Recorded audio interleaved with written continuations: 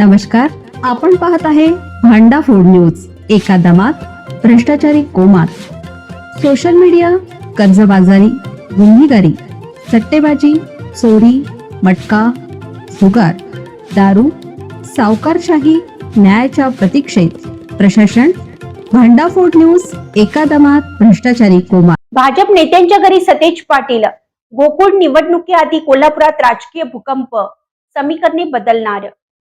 गोकुळ दूध संघाच्या आगामी निवडणुकीच्या पार्श्वभूमीवर काँग्रेसचे आमदार सतेज पाटील यांनी कार्यकर्त्यांसोबत गाठीभेटी सुरू केल्या आहेत। मात्र या दौऱ्यात त्यांनी भाजपचे ग्रामीण जिल्हा अध्यक्ष राजवर्धन नाईक निंबाळकर यांची भेट घेतल्याने जिल्ह्यात पुन्हा एकदा राजकीय खळबळ उडाली आहे। दौऱ्यात सर्वाधिक चर्चा झाली ती आमदार सतेज पाटील यांनी भाजपच्या ग्रामीण जिल्हा अध्यक्ष राजवर्धन नाईक निंबाळकर यांच्या यड्राव येथील राहत्या घरी जाऊन भेट घेतल्याची। विरोधी पक्षांच्या दोन प्रमुख नेत्यांमधील ही भेट अचानक झाल्याने जिल्ह्यातील राजकीय वातावरण तापले आहे।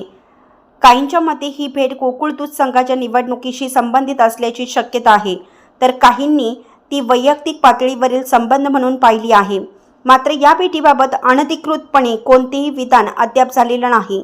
कोल्हापूर जिल्ह्यातील एक महत्त्वाची सहकारी संस्था गोकुळ दूध संघ हा कोल्हापूर जिल्ह्यातील एक महत्त्वाचा सहकारी संस्था आहे। येथील निवडणुका नेहमीच राजकीयदृष्ट्या संवेदनशील असतात। विविध पक्षाचे नेते आणि कार्यकर्ते या निवडणुकीत सक्रिय भूमिका बजावत असतात। त्यामुळे आमदार पाटील यांच्या या हालचालीकडे सर्वांचं लक्ष लागलं आहे। त्यांच्या भेटीमुळे काँग्रेस कार्यकर्त्यांमध्ये उत्साह निर्माण झाला असला तरी भाजप नेत्याशी झालेल्या भेटीमुळे पक्षांतर्गत चर्चा सुरू झाल्या।